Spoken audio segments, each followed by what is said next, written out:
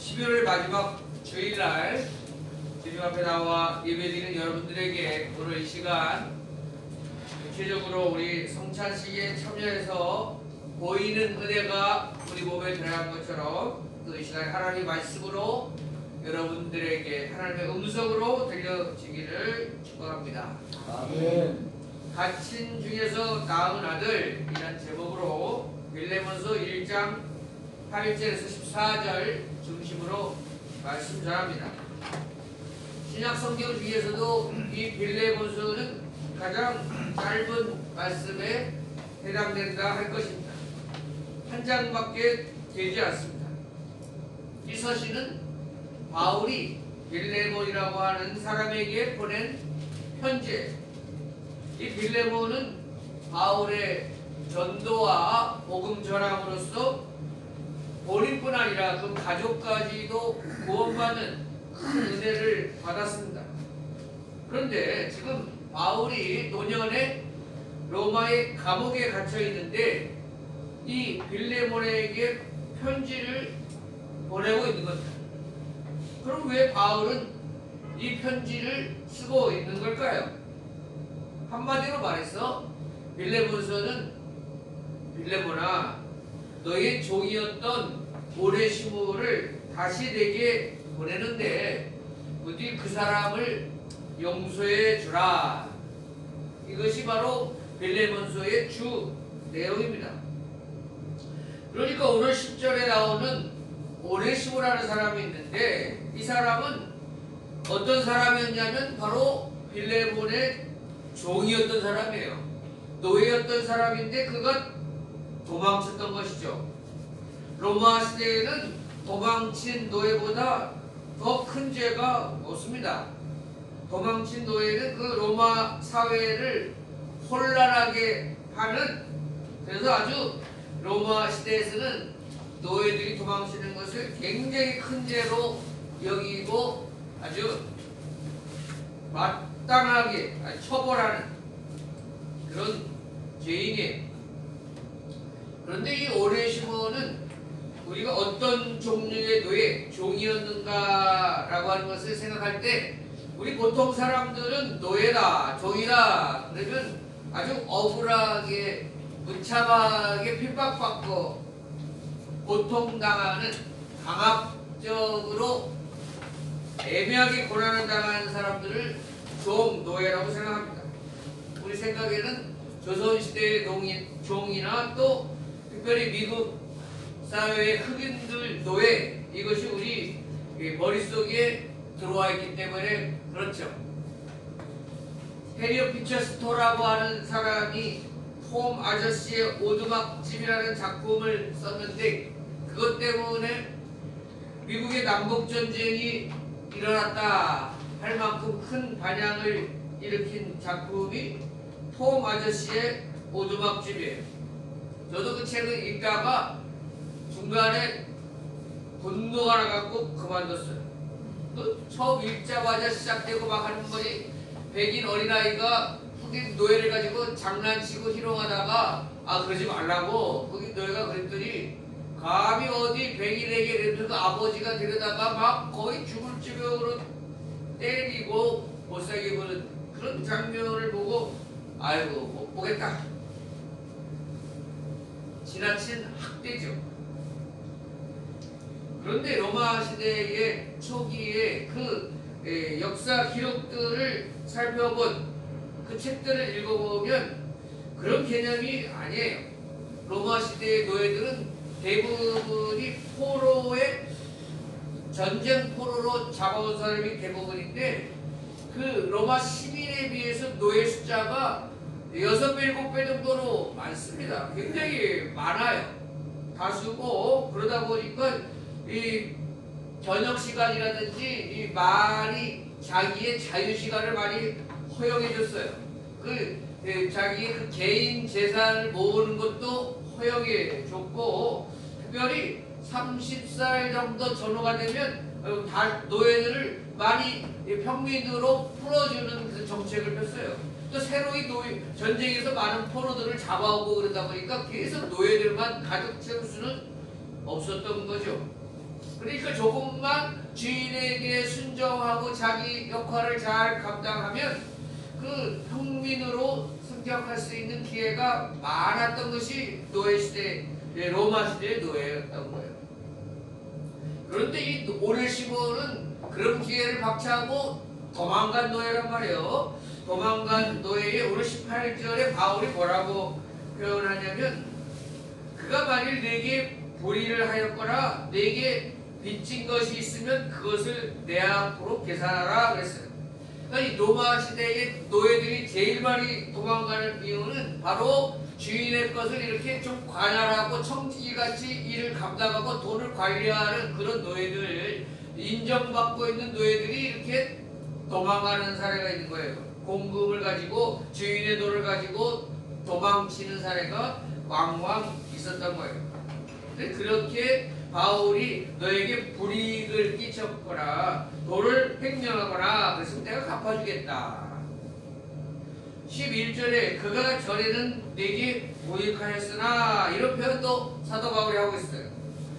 그러니까 사도 바울이 볼 때에 오네시모가 아마 재정적으로도 어려움을 끼칠 수 있고 종으로 있을 때에도 결코 신실한 그런 존재가 아니었구나. 내게 모익한 존재였다. 쓸모없는 존재였다. 이렇게 말하고 있는 거예요. 그랬던 오네시모가 지금은 어떻게 변해 있는가? 11절에 보시면 그가 전에는 내게 모익하였으나 이제는 나와 내게 유익함으로 말씀하고 있습니다. 전에는 너에게나 나에게나 세상에나 아무 쓸모없는 존재였다. 그러나 지금은 너와 나에게 유익한 존재가 되었다. 이렇게 말하고 있습니다. 이것이 바로 성도의 모습이 되어야 됩니다. 이것이 바로 예수님 믿기 전과 예수님 믿은 후에 달라지는 모습이어야 하는 것입니다.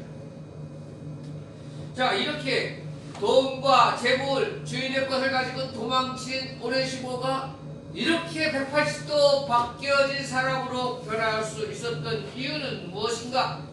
바로 이 사람이 복음을 받아들였고 복음을 제대로 믿고 예수 그리스도를 제대로 믿기 시작했을 때에 발생하는 현상이었다 하는 것입니다. 예수님을 믿는다 하면서 교회 생활을 하면서도 그대로 옛날 생활을 가지고 있는 사람들이 있습니다. 그대로 혈기를 부리고 그대로 욕심 부리고 못된 습관을 떨쳐버리지 못하고 신앙생활하는 사람들이 있습니다. 그러나 이것은 온전한 순종이 아닙니다.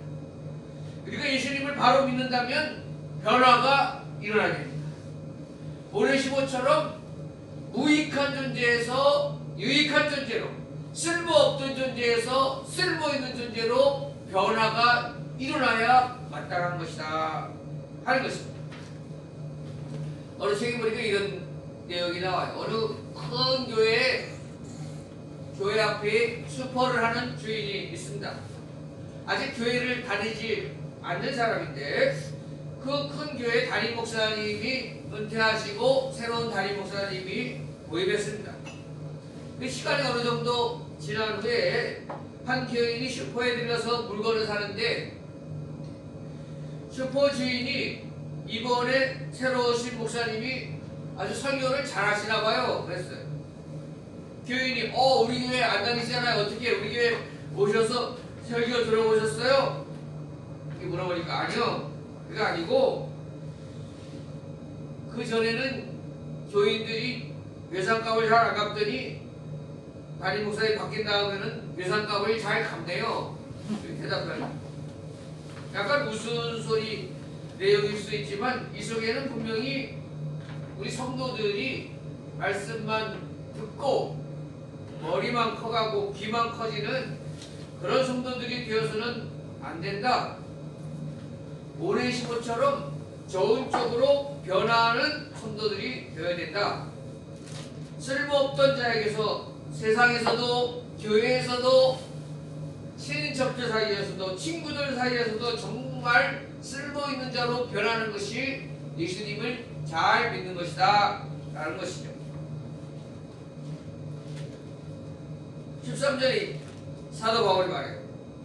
그를 오네시모를 내게 머물러 있게 하여 내 복음을 위하여 갇힌 중에서 내 대신 나를 섬기게 하고자 하나. 이 오네시모가 보냈는데 정말 나에게는 쓸모 있고 지금 내 대신 나를 잘 도울 수 있는 그런 신실한 일꾼으로 성장했구나. 그런데 그럼 그렇게 성장했는데 바울을 옆에서 도와주면 그만일 것 같은데 바울이 다시 돌려보내고 있어요. 그 주인에게 다시 돌려보내고 있어요. 그럼 왜 돌려보내고 있는 것인가? 내 종이었으니까 정식으로 너에게 용서를 받고 모든 면에서 온전하게 떳떳한 모습으로 주님의 일꾼으로 형제로 다시 나에게 와서 도움을 줄 수도 있고 또 교회의 일꾼으로 자랄 수 있겠다. 이렇게 말하고 있습니다. 8절에 바울이 뭐라고 그랬냐면 이러므로 내가 그리스도 안에서 아주 담대하게 내게 마땅한 일로 명할 수도 있으나 그랬어요. 바울이 말하는 게 무엇입니까? 나는 사도로서 복음을 너에게 전해줬고 또 담대하게 그를 용서해 주라 이렇게 명령할 수 있는 권한이 있고 권위가 있다. 그러나 그렇게 명령하지 않겠다는 겁니다. 9절에 도리어 사랑으로서 간구하노라. 나는 명령할 권위도 있고 또 사도의 능력도 있지만 너에게 좀 사랑을 베풀어 달라. 간청하고 부탁하고 싶다 하는 거예요. 내가 강압적으로 너에게 명령하는 것이 옳지 않겠다. 사도 바울이 얼마나 귀한 모습입니까? 그에게 정말 영적 권위 있고 사도로서의 권위가 있어요. 그러나 그 권위와 권세를 다른 사람을 강제하고 강압하고 명령하는데 권위를 쓰지 않고 있다 하는 거예요.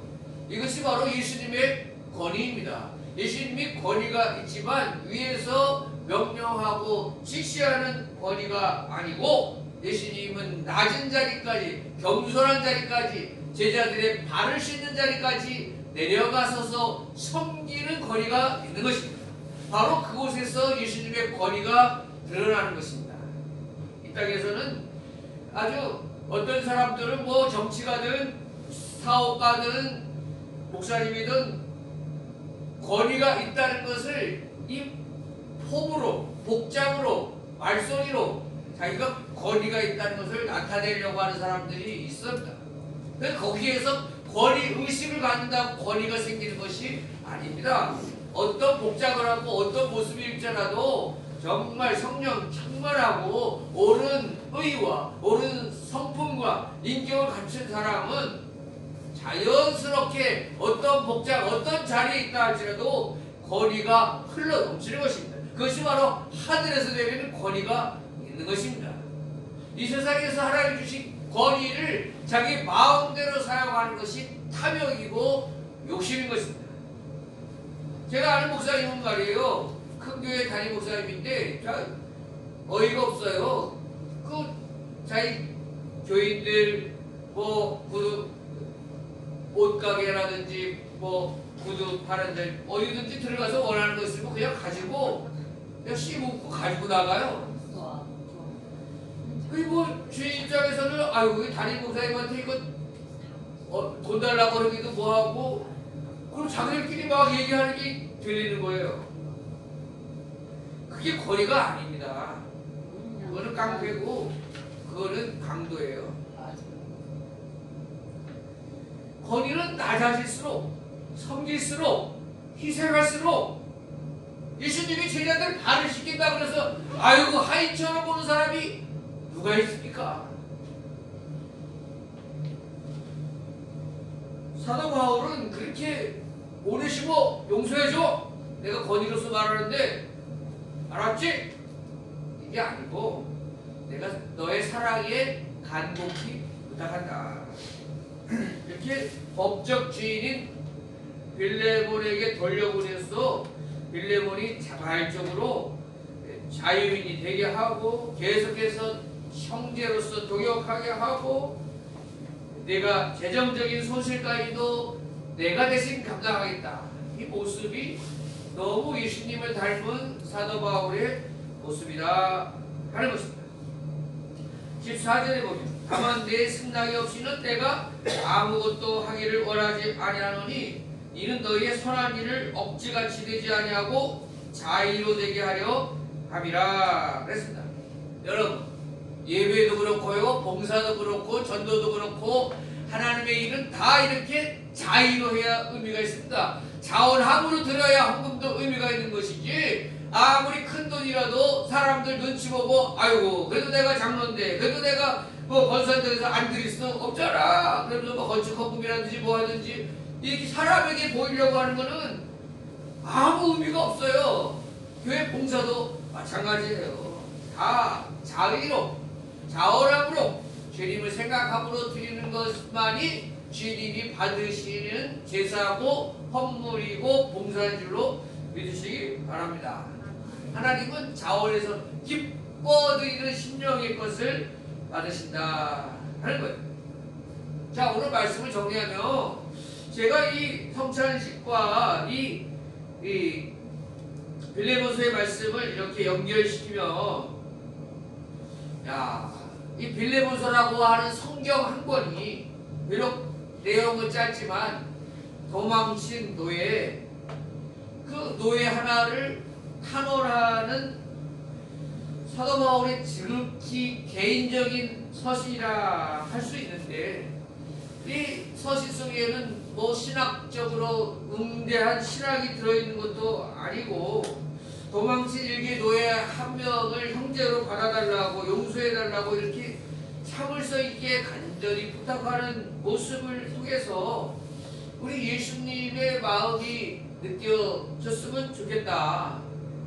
예수님의 살과 피에 동참하는 이 성찬식을 통해서 구약시대에는 인간의 죄를 대속하기 위해 짐승을 제물로 바쳤잖아요. 인간이 죽을 수 없으니까 나보다 덜 가치 있다고 여기는 짐승을 대신 죽인 것이죠. 그런데 독생자 예수님이 짐승 대신 우리를 위해 나를 위해 속죄제물이 되신 것이 십자가의 사랑이고 성찬식 아니겠습니까? 죄를 지은 나보다 더 귀하신 예수님이 나를 위해서 죽으신 것입니다. 세상의 관점으로 보면 이것은 어처구니 없는 낭비예요. 그렇기 때문에 예수님의 대속은 우리의 죄를 다 속하고도 남는 것입니다. 우리 죄를 사할 뿐만 아니라 의로움을 살아갈 수 있는 힘까지도 주시는 것입니다. 이것이 은혜입니다. 이 세상에 유일하게 눈에 보이는 은혜가 있는데 눈에 보이는 유일한 은혜는 뭐냐면 이 성만찬을 통해서 이 살과 피가 우리 몸 안으로 우리 속으로 들어온다. 이것 자체가 눈으로 볼 수 있는 유일한 은혜입니다. 그러니까 여기에 단지 오늘 여러분이 드신 것이 빵이 카스타르구나 포도주가 금방 만드는 것보다 이런 식으로 생각하면 안 되고 그것이 어떤 물질든 간에 거기에 영적으로 임재하시는 예수님 영적으로 임재하셔서 우리 안에 들어오시는 예수님이 있음을 믿으시기를 바랍니다. 그것을 예수님의 실제로 영적으로 임재하신 예수님의 몸과 피를 우리는 먹고 마신 것입니다. 하나님의 은혜가 여러분 가운데 들어갔다는 것을 누구도 부인하고 누구도 거부할 수 없게 보여주신 것이 성만찬이에요. 들어왔습니다. 여러분의 몸속에 여러분의 마음속에 찢기고 상한 예수님이 들어오셨습니다. 그 예수님을 받아들이시고 끝까지 사모하시길 바랍니다. 오늘 노예 한 사람에 불과한 오네시모를 변호하려고 편지를 쓰고 애쓰는 바울의 모습을 통해서 우리가 그냥 한 사람 한 사람 아이고 수많은 수십억 사람 중에 한 명 같은 우리들 누가 알아주나 평범하게 아니 평범하지도 못하고 이제 늙고 병들고 이런 나에게 누가 힘써주나 그렇지 않습니다. 이 세상에 수많은 사람 중에 한 사람의 불과한 존재가 아닙니다. 우리는 늙고 병들었어도 주님이 보실 때 오네시모처럼 귀한 존재입니다. 우리 한 사람 한 사람의 존재를 귀하게 여기시고 그를 사랑을 듬뿍 담아 우리 속에 찾아오신 예수님께 감사하시기를 축복합니다. 자, 말씀 끝 마치면서 여러분들의 생각에 이 편지를 받은 빌레몬 어떻게 됐을 것 같아요? 도망친 노예인 오네시모를 받아들였을까요? 안돼! 이러면서 호되게 심판했을까요? 호되게 심판했으면 어떻게 이 편지가 성경이 됐겠습니까? 빌레몬은 바울의 요청을 받아들였다고 합니다. 교회 전통에 의하면 그래서 용서함 받은 오네시모는 나중에 훌륭한 주교가 돼서 끝까지 주의 일꾼으로 충성했다고 합니다. 말씀 마칩니다. 오늘 예수님의 은혜를 입고 주님의 백성으로 살아가는 여러분, 예수님의 은혜가 여러분 가운데 반드시 임했습니다. 의심하지 마시고 믿으시고 담대하게 세상으로 나아가 예수님의 일꾼으로 예수님의 손과 발로 살아가시기를 축복합니다. 네. 우리